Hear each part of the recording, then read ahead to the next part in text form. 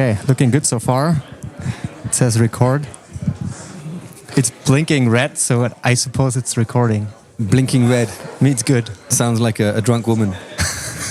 Red eyes and blinking. No, I'm kidding. Right, what's going on? I'm good. How are you? I just listened to your speech. You were the one that wasn't sleeping. Fantastic. No, I didn't sleep. You were the dude awake. Okay, I was awake. I was like 100% focused. Cool. So, I mean, there's probably a lot to talk to you about, but we have to narrow it down a little bit for this episode. Okay. Because otherwise I think it's going to be like a Joe Rogan 3-hour talk.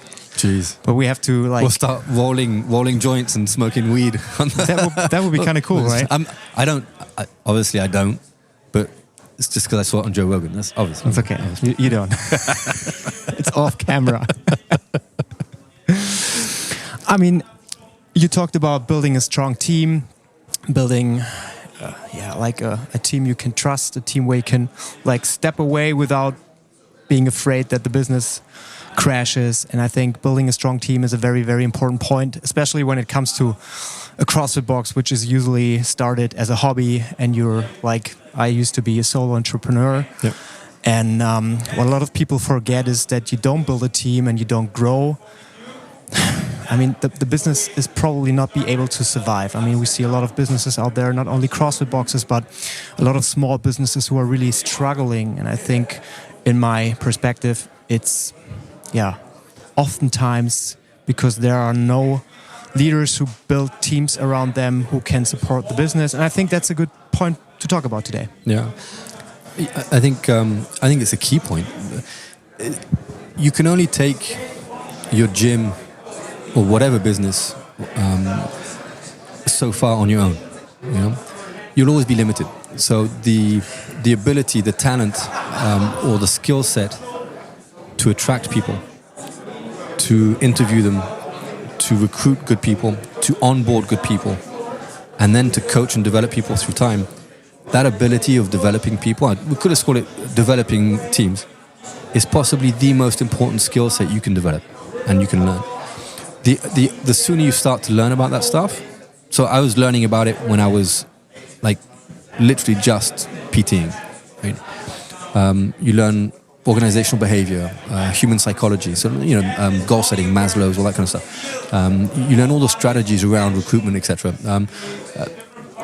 The sooner you get involved in that learning process, the sooner you'll be able to start growing your team. Right? And you don't need to think of, well, okay, if I'm going to be successful, I need to have a team of 10. No. If you're on your own, start small. Start with a part-timer.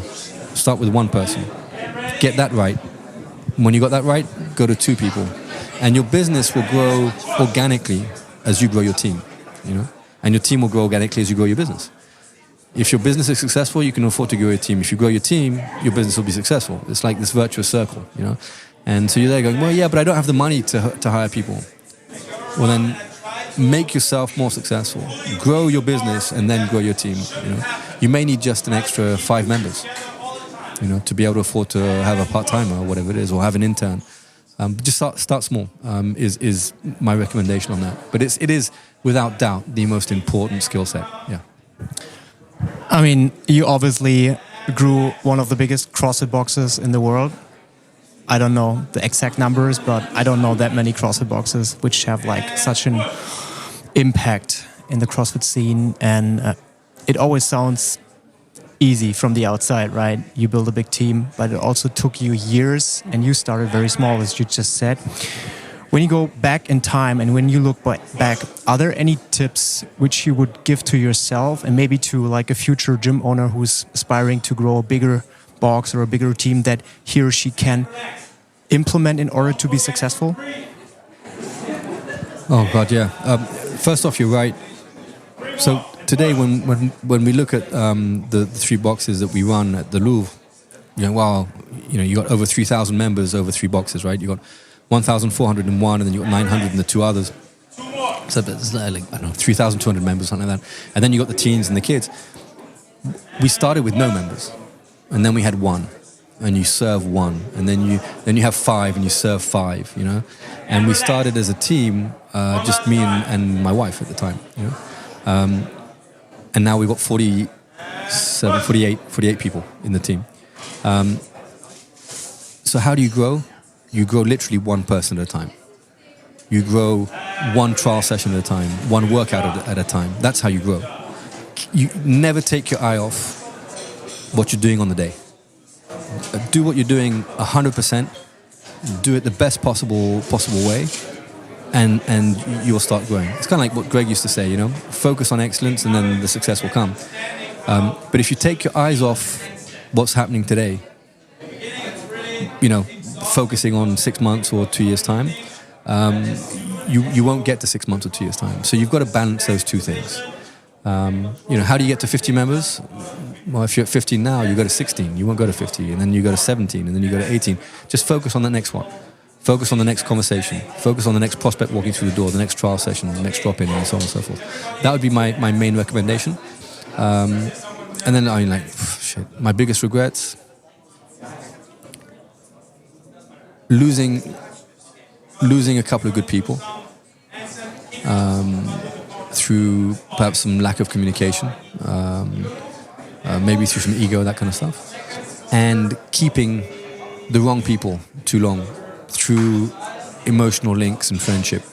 You know, we work in an industry where you're just naturally close to people. You know, your work colleagues become your friends become your work colleagues, your members become your work colleagues, and then become your friends, and so on and so forth, right?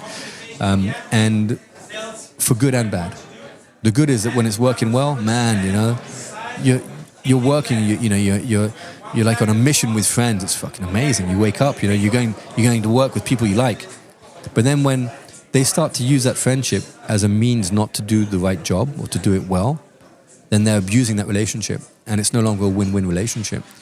And so, not to be afraid to cut, not to be afraid to trade, you know. And I'm not saying, you know, be ruthless, you know, or relentless with people. I think know where you want to go, and if that person isn't fulfilling expectations, give feedback. You know, redirect, try and correct it. They still don't do it. Have another conversation, redirect, be patient. But when it becomes pretty clear that, oh man, you know, this is a limitations handbrake, don't be afraid to trade. That'd be my recommendation. What do you think? Why so many gym owners struggle with this? Is it because of this personal bonds with the members or the trainers, or what do you think is the main reason? Yeah, absolutely. That adds to it. But also, human nature is most people want to avoid conflict. That's why leadership isn't for everybody. You know, if you can't have tough conversations, then perhaps leadership isn't for you. You'll end up, you know, you'll give an inch and they'll take a mile.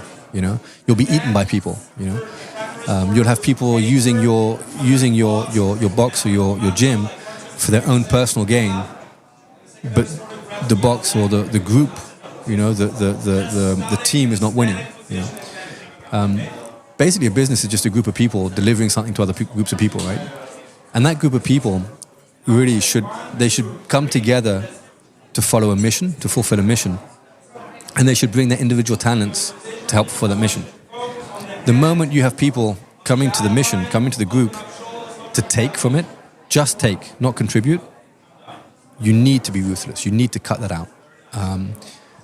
Even if they're friends, even if you've known them for 20 years, even if they were there when your child was born, you know. I had 2012, I had cancer, right? And there was a guy working with me. He was one of only 2 people that knew I had it, you know. And I was operated, and you know, it wasn't a good time. He was 1 or 2 people, and 6 years later, he's still working for me. But he knew that in my heart, I have a debt of gratitude to him for the support he gave me through that time.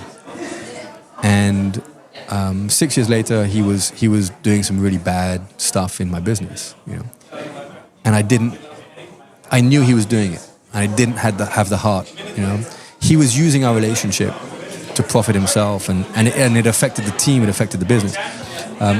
And it took me a long time to have really tough conversations with him and confront the bad behavior that was affecting the team and the business. That I should have addressed earlier. I actually lost more good people because I didn't address it, and I still had to remove him in the end. If I'd done it sooner, if I'd done it maybe 2-3 years earlier, I wouldn't have lost those good people. So address bad behavior. Don't be afraid. You're not picking fights for picking fights. You're being true to your mission. You need to protect the team and your mission, and you need to protect what you want to achieve through your gym, more than protecting the friendship with one person. So don't be afraid to cut. When you end up cutting someone who's been misbehaving for a while, you always say the same thing. It's like, fuck, I should have done that sooner. I see you're afraid of getting kicked in the face by these guys doing handstands behind you. Just a little You're bit. safe. You're safe. If I see him like handstanding backwards towards your head, I'll turn away and not see. No, I'm kidding. Please save me. Okay? I'll save you. Don't worry. I'm going to just put my coffee down. It's a little bit dangerous here in the training area, but in the end, I think it looks kind of cool, right? So much going on here. Oh, listen, this is my third coaches congress, and man, every single iteration it's getting better. They're obviously like listening to feedback. It's good. This is having fun here, man. There's a lot going on. Good partners. The talks, in particular, mine was outstanding. No, I'm kidding. And you just presented on time. It was perfect. Mate, I just I under promise and over deliver. I promise you 60 minutes, I'll give you 67 every time. I guarantee. Yeah. So, what do you think? How important is personal growth? Oh, we were talking about as a business owner that your R&D, your research and development, is what you give to your team, right? And how you train your team. That's research and development. But it doesn't matter if you're a leader or if you're in a team. You're at an entry level job. It's your responsibility to develop yourself. You hope to be in an environment where someone else will develop yourself, or will develop you. Sorry.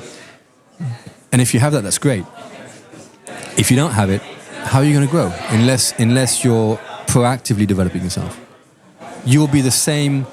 It's like if I hadn't invested in my personal development like 20 odd years ago, I would still be the same clueless idiot, making all those friggin' mistakes.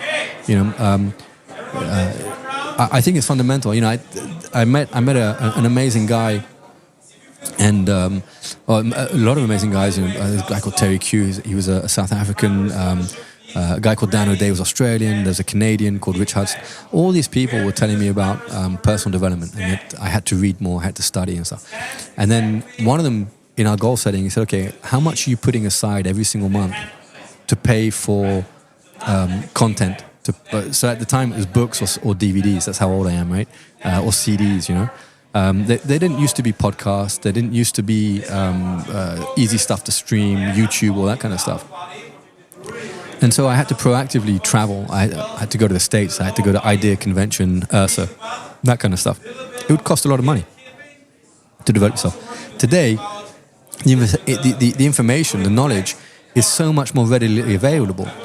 I used to put 10% of my income aside every single month in order to be able to invest. And I would have lists of trainings or people that I want to go and see and all this kind of stuff. And so I used to have to pick and choose. Today, honestly, you've got things like Coaches Congress going on, you've got gatherings, you've got, you've always got workshops all over the place. And it's like, geez, And then it's like, oh yeah, but I can't afford it. Really? Those are really nice fucking Nike trainers you got on your foot, man. You'd rather pay $160 for that shit as opposed to, it's like, it's not you can't afford it. It's that you haven't made it a priority. I would recommend that personal development be a priority. If you want to be in a better space in 5 years' time, that's your responsibility. And if you don't take that opportunity, then okay, fine, be a victim. Be a victim and then complain in 5 years' time. But don't come and complain to me. Take control for where you're going to be in 5 years' time now. Don't wait 5 years and then whinge about it. Invest in yourself. Yeah, is that a good enough answer? It's good. I take it. Jeez, you're getting me started. These are topics where you just get it. Yeah. It's great. Sorry. It's great. I mean, we have to schedule a follow up after this one here. So, what about mental development, mental health? Well, man, a balance, right? I'd say probably the best way to help yourself is controlling your thoughts, right? If you can control your thoughts, if you can be aware of the bad but not let it dominate you, you'll have a better control on your emotions, right? If you have better control on your emotions, you're having a better control on your actions. Your actions become your habits. Your habits become your success or your failure, right? So if you have good habits, success, bad habits, failure. Everything starts with how you think. And so how you're feeding yourself. We're in CrossFit, so people are talking about, eat meats, and that kind of stuff. That's great. Fitness in 100 words. But the same for your mental health. What are you feeding yourself? Who do you surround yourself with? Who are the vampires who are the people that are literally just focusing on the bad and making you focus on the bad? Surround yourself well, control your thoughts, feed yourself. I think also there's a lot to be said about the link between physical health and mental health. Like a lot of people, you can suffer from depression and whatever you perceive depression to be, but we know today that if you're sleeping well, if you're training, if you're well, you're eating well, you're surrounding yourself with good people, you're getting out in nature, you'll be looking after your mental health in an easier way. You'll be softer on yourself. And the other thing is, we're very hard on ourselves, right? Controlling your thoughts. If you catch yourself telling yourself something bad, man, it's like, would I say that to someone else? Nah. Then I shouldn't be saying it to myself. Mental health is super important. November was, male mental health month. Not really spoken about too much. I see you got a bit of a Movember going on there. I have it all the year. Oh yeah. It's like it's Dovember, it's Jovember. Yeah, you got it. Yeah. It's a thing every single month, right? Mental health is an issue. COVID added to it. Our modern lifestyle adds to it. Being sedentary, indoors, seated, isolated, is a big issue. I actually think that gyms, we don't talk about it enough, but the environment in gyms, the environment in group training, like this environment right behind us here, right? This is a big alleviator of a sensation of isolation and loneliness. And that's a big part of mental health and mental illness, is feeling isolated and not being able to relate to other people, feeling alone in the world and blocked off. So if we can bring more people in and that's why I'm a big believer in group classes. I way prefer group classes to PT because of the social element to it. Socializing is really important. Switch topics a little bit. What makes a great leader? Everyone said this. I'll just quote Greg. Just give a shit. Care. I think you've got to be turned towards other people. You've got to care about. You've got to have that empathy. You've got to understand their point of view. You've got to understand what it is they need, what it is that they want to achieve, and you've got to give a shit, right? So there's a lot of internal work that has to be done, which is why you'll very rarely find very good young leaders, because they haven't had the life experiences yet to help them grow themselves. Leadership is, I think it's two-dimensional. First of all, it's internal. There's an internal journey to do and to achieve, and you have to go through certain experiences and iterations. You have to, I believe,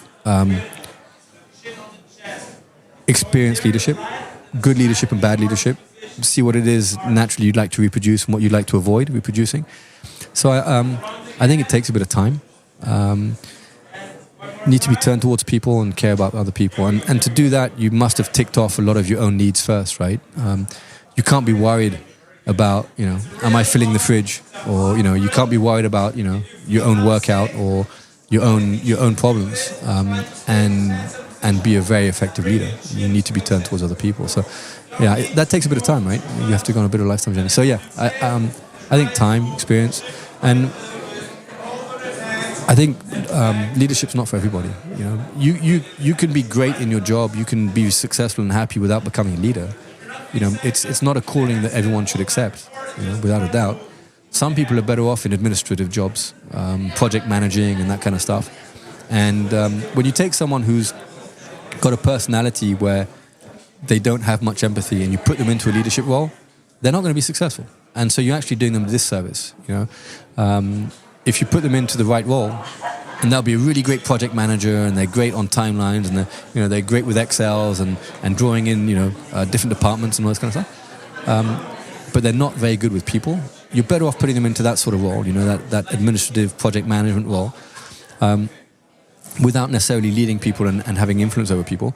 And they will be successful. You do them a favor by putting them into the right type of profile. So leadership's not for everybody, and by you may find a really good coach.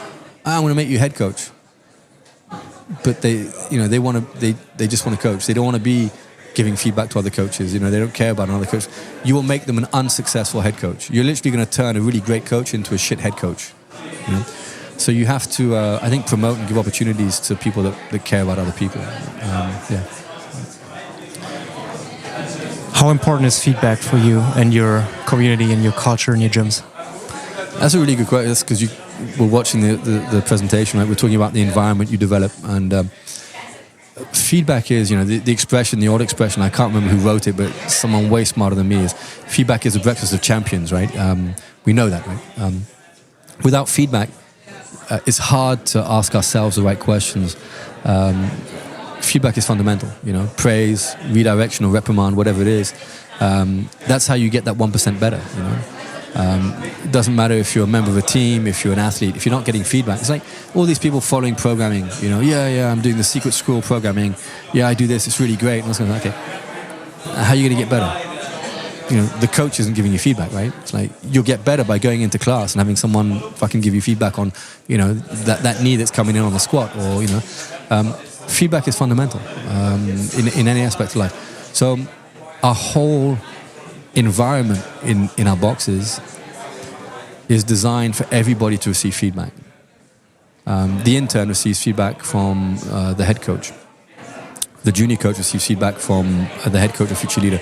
The future leader receives feedback from the head coach. The head coach receives feedback from the director of training. The head coach and the director of training receive feedback from me. I mean, everybody receives feedback. I receive feedback from who? From the members. That's where I receive feedback from. Right? Everybody receives feedback. So you need to, my recommendation, if you want to grow, go and find an employer, go and find a box, go and find a gym where there's an environment of feedback. If you do that, then you'll grow way faster. You can do 15 hours a week or 20 hours a week in a gym where you receive no feedback. And you'll probably actually develop more bad habits than good if you receive no feedback. You will grow faster by teaching 5 hours in a gym where you get feedback once a week or twice a week. You'll grow faster, you'll become a better coach. So you're better off finding I said it in there, find a gym. They may even pay you less, you may earn less, but you're receiving feedback as a young coach. You're better off doing that than going into a gym that pays you more but doesn't give you any feedback. As you grow and you get better and you've been in it for 15, 20 years, go towards the money, right? But when you're starting out, the first 3-5 years of coaching, go to a place where they're going to invest in you, they're going to give you feedback, yeah. How does good feedback look like for you? You're going to get it. So you're informed that, hey man, it's like before you even join the company, how often are you going to do goal setting? How often will the head coach come and take your class or observe your class? When Daniel's coming into the gym and is going to do a member experience day and we'll take your class and you'll sit with Daniel and the head coach. Feedback's going to happen. Because the worst thing is, it's like giving a class and you don't even see it, and the guy goes, oh, by the way, that class, that was shit house. That was really bad. It's like, what, but if you're giving feedback, you have an opportunity. Yeah, you may perform better than you would normally if you didn't know that they were observing. But you become conscious that that's the level you should be performing at. So you're forewarned you're going to get feedback. And then the feedback should happen immediately. It shouldn't be, okay, he looked at my class on Monday, with Thursday he hasn't fucking said anything. The feedback needs to happen pretty quickly. So if I'm teaching a 12:30 and a 1:30 and the guys watch my 12:30 class, when I come off my 1:30 class at 2:30, if things are done right, I should be getting feedback then. And the feedback can be informal, formal, it can be seated, standing, whatever it is. But it should be respectful. The person giving feedback should be looking for the positive. Focus on the positive, because the negative will just pop out at you. It's like when you walk in and your eyeballs are bleeding from all the stuff that it's like, don't look for negative, otherwise you just be swamped with negativity. You should look for positive. Praise the positive. Give that praise. I'm not going to say give the shit sandwich, praise, negative, then praise. But look for the praise. You can't just destroy someone in feedback and then just walk away and hope they'll get better, Look for the positive. And it's okay, now let's look at the 2 or 3 things that I really think that, if you work on, that class can go from good to great. It's like the setup. What was your system for seeing, and going in and ask questions and then explain to them why you think something is better. So it's not so 1 Minute Manager is a book I would recommend for anyone who wants to give feedback. Read the 1 Minute Manager by a guy called Kenneth Blanchard or Ken Blanchard. Fundamental book on how to set goals and expectations, how to observe behavior and how to give feedback, right? And then it should finish with the person receiving feedback understanding that they're important for the team, and that this feedback is the investment from the leader in them, and then the leader should follow up. It's kind of like giving feedback to an athlete in a class, right? Okay, that's better, but I'd really like that left knee out on the next rep, and then they walk away and they don't watch. It's like, no, you've given feedback, now watch to see if it's better. So feedback shouldn't happen once. There need to be multiple iterations. And it's like, hey, last time I saw you, we're talking about, the quality of your brief in front of the whiteboard, and how clear you. Today was way better. Why was it right? So if you give feedback on, day 1 and you come back on day 5, see if what you gave feedback on day 1 has been applied and is better. Don't disassociate all the feedbacks. Otherwise, there's no line of progress, right? That's some tips I'd give on feedback. I think. Would you rather receive bad feedback or no feedback at all? Or bad feedback. Bad feedback. Why? Because no feedback is like my leader doesn't care for me. Doesn't give a shit what I do. I'm not important. What I do isn't important to them. Bad feedback is he cares enough to give me feedback. I disagree with it. I don't see it. It's like, but then we have a discussion, right? But I'd rather someone give me feedback. At least they care enough to actually fucking talk to me and look at what I'm doing. I'd rather have bad feedback than no feedback. Yeah. So when I receive feedback from you, is it okay if I give you feedback on how you give feedback? Yeah, sure. It's fine. I may also disagree or whatever it is, right? But yeah, absolutely. The whole thing in developing people is relationship. The person will only listen to you. It's not about title. The person will listen to you if they'll listen to you pretty much if they like you already. Oh, Daniel's my head coach. Okay, great. That's just the title. But if I'm an idiot, if I'm an asshole, the title only lasts so long. Second level of leadership is about relationships. Daniel is my head coach, and he's actually a really nice guy. Okay, so I'll listen to him. Right? So that's the first one.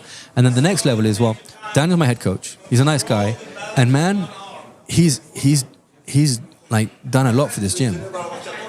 He's really appreciated by the members. He's been coaching a long time. So what he's done for the business, right? So I listen to him. Right?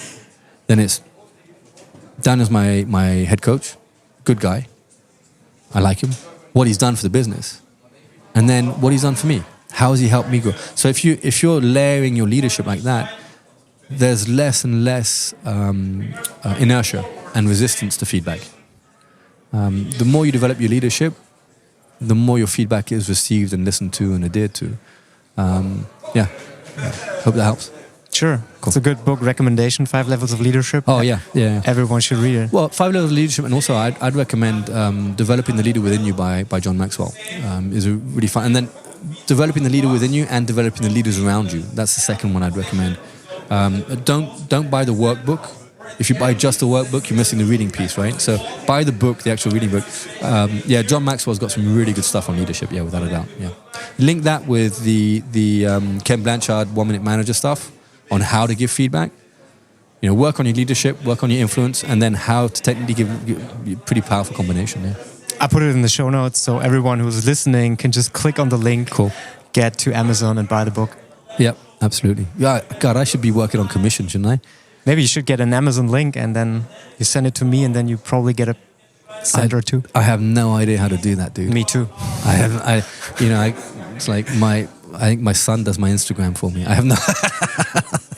It's okay. We're not here for the money, just for the fun. Yeah. It was a great time. Thank you. Really had a lot of fun. Yeah. Listen, this gig's great. Thank you for the invitation on the podcast. I hope we get another opportunity. Sure. You know where to find me. Sure. Hopefully I'll be in France next year. There's the Olympic Games. Okay.